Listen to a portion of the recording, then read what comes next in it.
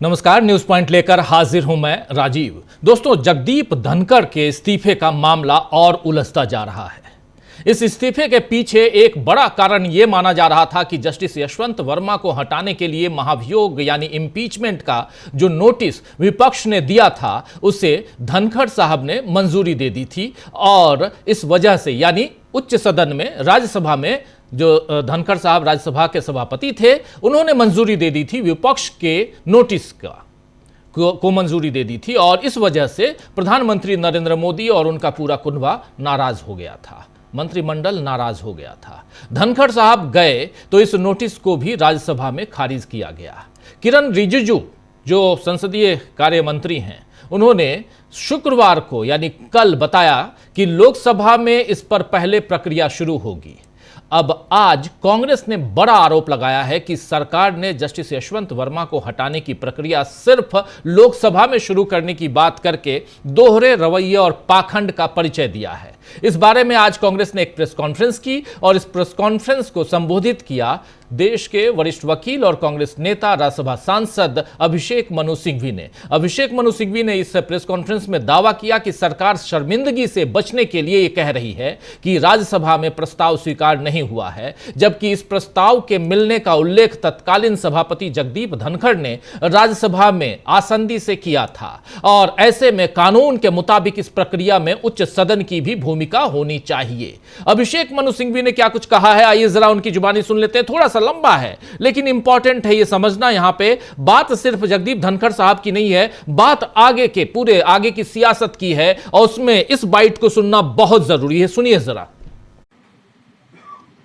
एक और मुद्दा है कि ये द्विदलीय मल्टीदलीय साथ लेके चलने की कभी भावना नहीं रही इस सरकार की और सत्तारूढ़ पार्टी की। हम अकेला जो एक अहम है, जो अहंकार है, यही द्योतक है, यही है इन सब चीजों की, इन सब एक्शंस की, अजीबोगरीब एक्शंस का कारण। और सरकार ने एक प्रकार से एक संस्थापिक तोड़फोड़ की है, इंस्टीट्यूशनल सैबोटाज किया है और संविधान का उल्लंघन किया है। ये कल वाले वक्तव्य द्वारा ये प्रक्रिया अवरुद्ध की है जो सहयोग और साथ दोनों हाउसेस को लेकर चलने की कानून में लिखी हुई है। ये आज नहीं बनी, पहले से बनी हुई है। ये लोकतांत्रिक मूल्यों को उदार दिल से ऊपर लेता है ये कानून और आप इसको नष्ट करके क्रश कर रहे हैं, इसको तोड़ रहे हैं, संवैधानिक विघटन पैदा कर रहे हैं। बायपार्टिजानशिप का, द्विदलीय मल्टीदलीय भावना का तो सोच भी करना इस सरकार या सत्तारूढ़ पार्टी से एक गलती होगी। एक छठा या सातवां खतरनाक परिणाम मैं चाहूंगा कि न हो, इससे उभर के आता है। इस प्रकार के बचपने, अहंकार, ईगो, नियंत्रण, कंट्रोल फ्रीक अप्रोच से क्या सरकार ने कभी सोचा कि क्या आप कोई रास्ते या कानूनी कोई भूल चूक नहीं दे रहे हैं जस्टिस वर्मा की प्रक्रिया को?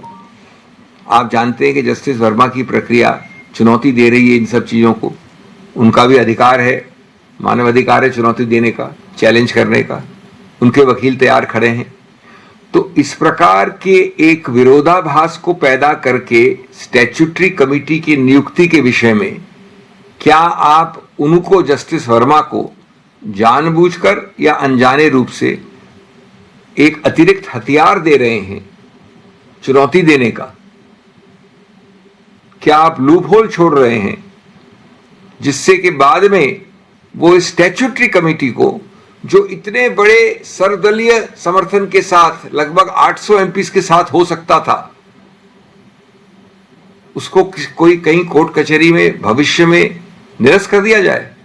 क्या यह आपका उद्देश्य है? यह जाहिर है कि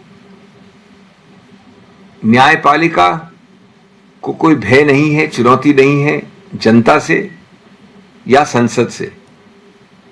अगर न्यायपालिका के सिद्धांतों, चाहे वो भ्रष्टाचार विरोध हो, चाहे जवाबदेही हो, उन सिद्धांतों को खतरा है तो वो खतरा आज कार्यपालिका, इस सरकार की कार्यपालिका से आ रहा है। इसके अलावा एक 8वां बिंदु है जो एक खाली कागज पे हस्ताक्षर का कैंपेन था। ये खाली कागज पे हस्ताक्षर का कैंपेन न जस्टिस वर्मा के विषय में था, न जस्टिस यादव के विषय में था, होना जहां चाहिए उनके विषय में नहीं था। वो तो एक और तीसरा प्रस्तावित, भविष्य का प्रस्तावित इंपीचमेंट मोशन की तैयारी की जा रही थी। इसलिए आज ये जानना आवश्यक है कि उस दिन क्या हुआ सरकार के गलियारों में, माननीय राजनाथ सिंह जी के ऑफिस में और धनखड़ जी के अचानक इस्तीफे में। हमारा मानना है कि इसमें एक राजनीतिक एग्जिट है, एक राजनीतिक आवागमन है जिसको लपेटा गया है, कैमोफ्लेज किया गया है एक संवैधानिक झूठ के अंदर। यह सच्चाई है उस दिन की। तो सुन रहे थे आप यहां पर थोड़ा लंबा लेकिन बहुत महत्वपूर्ण बात यह कह रहे थे। साफ है कि न्यायपालिका को जनता और संसद से कोई भय नहीं है, बल्कि न्यायपालिका के सिद्धांतों को बीजेपी सरकार की कार्यपालिका से खतरा आ रहा है। इसके अलावा पॉइंट यह भी था कि इसके अलावा खाली कागज पर हस्ताक्षर का जो कैंपेन था, ये सारी बातें कांग्रेस कह रही है। अभिषेक मनु सिंघवी साहब कह रहे हैं, उनकी बातों को दोहरा रहा हूं कि खाली कागज पर हस्ताक्षर का जो कैंपेन था वो जस्टिस वर्मा और जस्टिस यादव के विषय में नहीं था, बल्कि वो भविष्य में प्रस्तावित इंपीचमेंट मोशन की तैयारी के लिए था।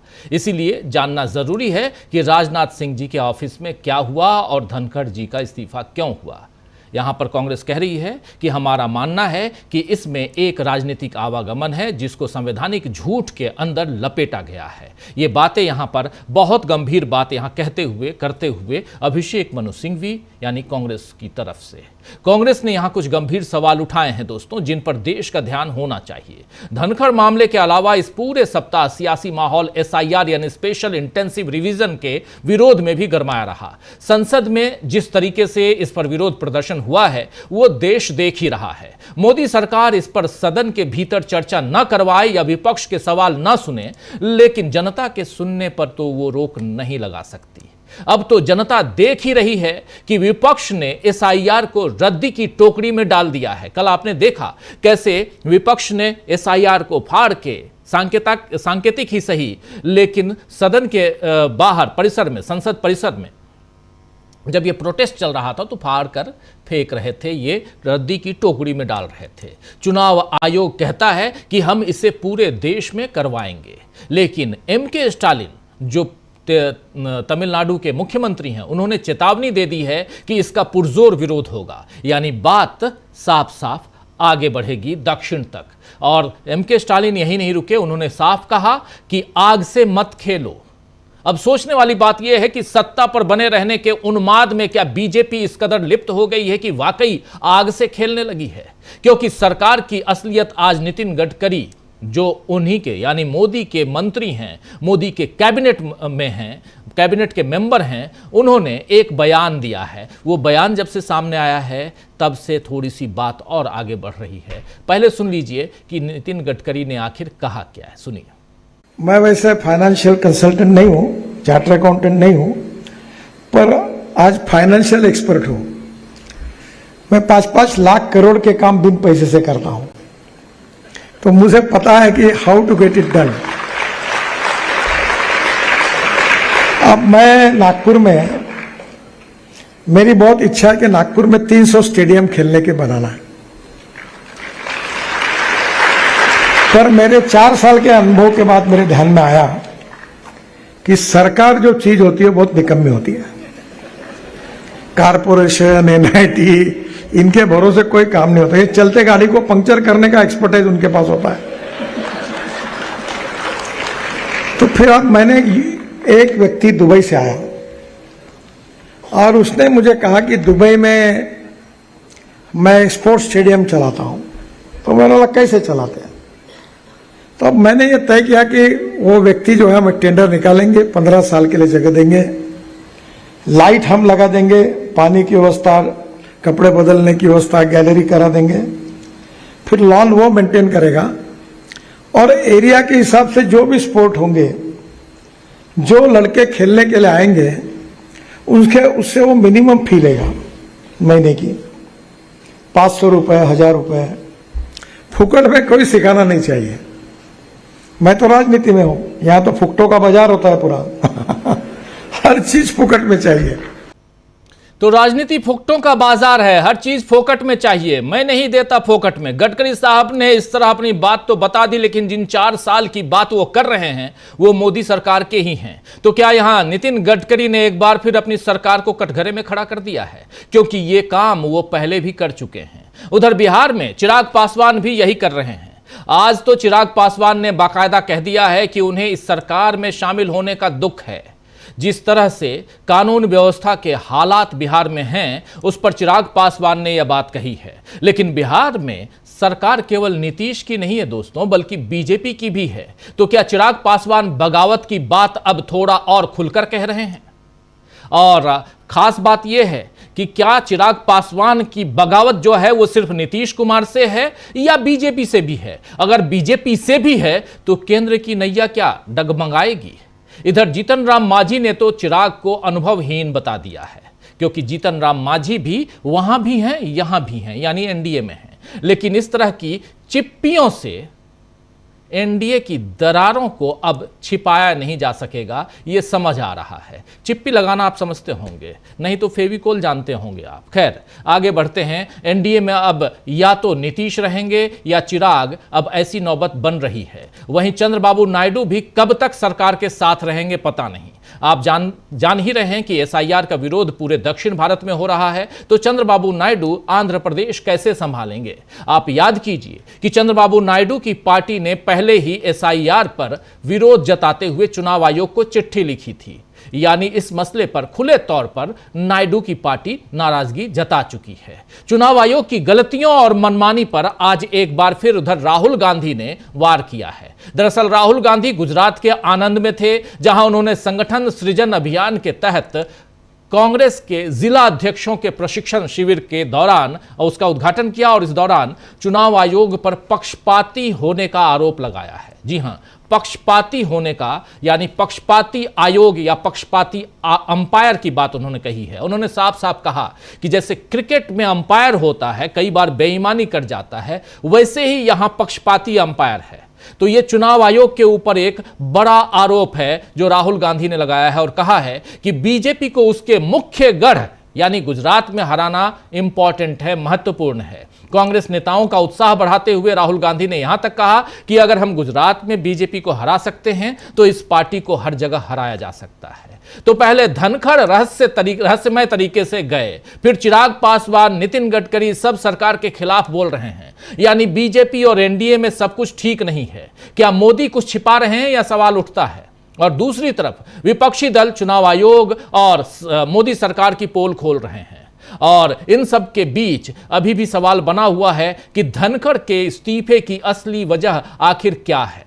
कांग्रेस के दावे में आखिर कितना दम है, जो आज कांग्रेस प्रेस कॉन्फ्रेंस कर रही थी। अभिषेक मनु सिंघवी ने जो बातें कही हैं, और उसमें भी सबसे इंपॉर्टेंट बात कि एक नोटिस जिसको स्वीकार कर लिया गया उच्च सदन में यानी राज्यसभा में, राज्यसभा के उस नोटिस को आखिर आप डस्टबिन में क्यों डाल रहे हैं? यहां लीगल पहलू आता है, और इसीलिए राज्यसभा सांसद और देश के वरिष्ठ अधिवक्ता अभिषेक मनु सिंघवी ने प्रेस कॉन्फ्रेंस में यह बात कही थी।